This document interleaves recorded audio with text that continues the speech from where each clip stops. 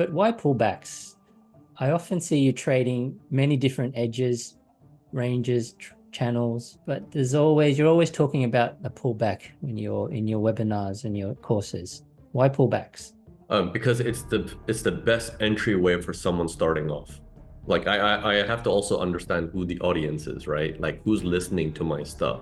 It's not someone, I'm not talking to Wall Street where it's like, okay, we can have a very thorough discussion about everything. It's more of someone's looking to enter into the markets and they need to enter the market with an instinct ability that they can relate to, which is everyone's gone through the real estate boom. Everyone has experienced it, which means things are moving up and everybody is getting involved in it, right? Once things move up and everyone gets involved in it, if you chase it, you get into a very difficult position. Let me open up the whiteboard here.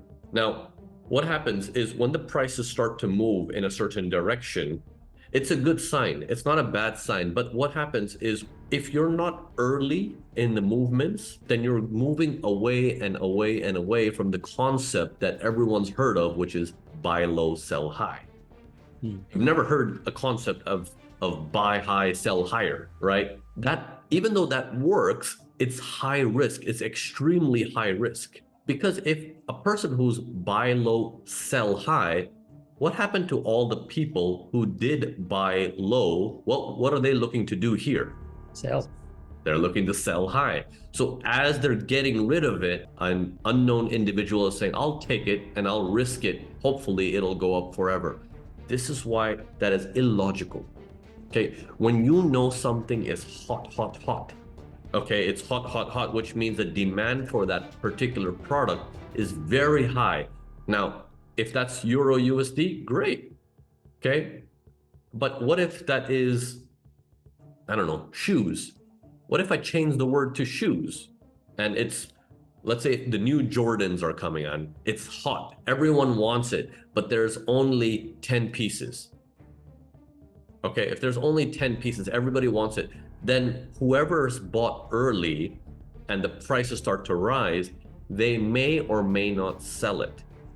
Okay, but as an individual, if you want to get in on this, the question first comes is, do you want to buy the shoes and hold on to it? Traders need to understand they don't really care about the shoes itself. They're interested in the price movement. They're interested in, can I buy it at a good price? And can I sell it at a better price? Okay, so buy it at a good price, sell at a better price.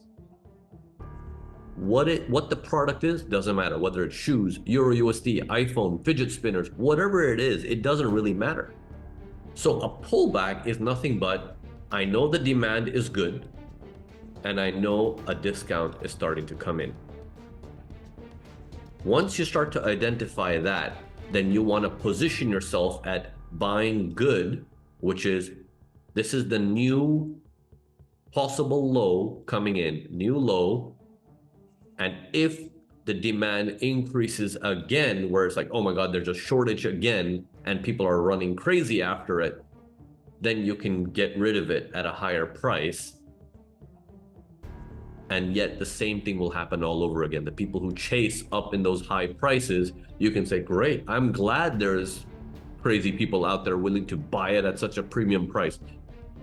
Dump it to them, and saying, you like it, you take it. They might have a good reason to buy and hold on to it. As a trader, we don't care. We made our arbitrage. We made our difference between the buy and the sell. That's where we make our money. The only difference is, do not get attached to the product. You gotta buy at a decent price. You gotta get rid of it at a decent price. Okay, you don't get attached to a product. So the whole concept of a pullback comes from this logic of buying things at a discount and selling it when they're more expensive.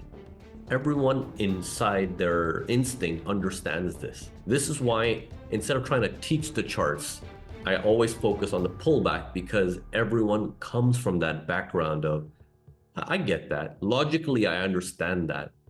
And then we just put it into a chart format and saying, this is how it's done visually, but you understand why. And this eliminates the idea to train somebody from absolute zero. But this is something people do all day, every day in their normal lives. This is why a pullback is the best starting point to train someone and saying, this is how you're going to learn it. And this is how you understand what does buy low, sell high actually mean. Does that make sense? No, that's good. It's so simple and everyone understands that. Yeah. So we wanna talk to the individual who is starting out and he knows what that actually means, rather than introducing something new to that individual and saying, well, let me talk to you about rocket science 101. Like it'll freak them out. It's like, what? So give them something they understand, and a pullback is what they understand the best. Yeah, that's why I always talk about pullbacks first. Yeah, that's nice. Very nice.